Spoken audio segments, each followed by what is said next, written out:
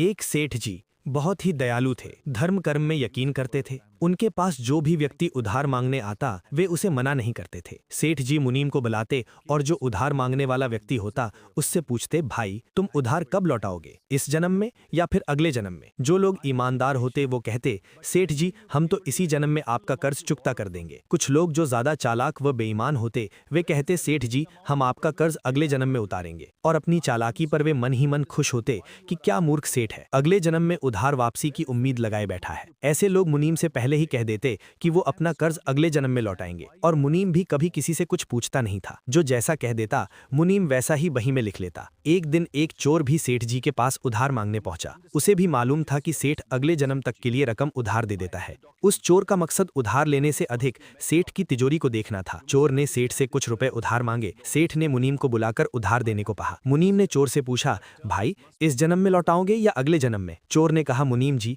मैं ये रकम अगले जन्म में लौटाऊंगा। मुनीम ने तिजोरी खोलकर पैसे उसे दे दिए।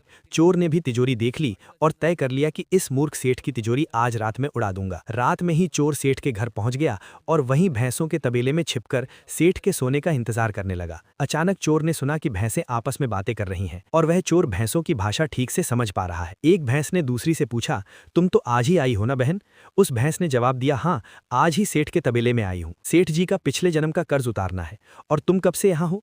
उस भैंस ने पलटकर पूछा तो पहले वाली भैंस ने बताया, मुझे तो 3 साल हो गए हैं बहन। मैंने सेठ जी से कर्ज लिया था ये कहकर कि अगले जन्म में लौटाऊंगी। सेठ से उधार लेने के बाद जब मेरी मृत्यु हो गई तो मैं भैंस बन गई और सेठ के तबेले में चली आई। अब दूध देकर उसका कर्ज उतार रही हूँ। जब तक कर्ज की रकम पूरी नहीं हो जाती तब तक यहीं रहना होगा। चोर ने जब उन भैंसों की बातें सुनी तो होश उड़ गई और वहां बंधी भैंसों की ओर देखने लगा। वो समझ गया कि उधार चुकाना ही पड़ता है, चाहे इस जन्म में या फिर अगले जन्म में उसे चुकाना ही होगा।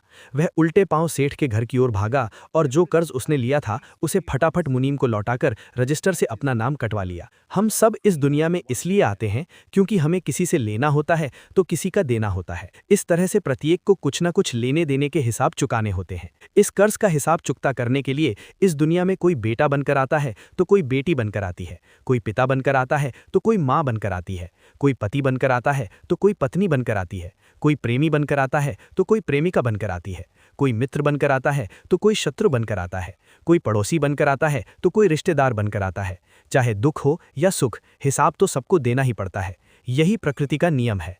इस तरह के आध्यात्मिक व जीवन उपयोगी वीडियो देखने के लिए हमारे चैनल को सब्सक्राइब, लाइक, कमेंट, शेयर जरूर करें। जय सनातन।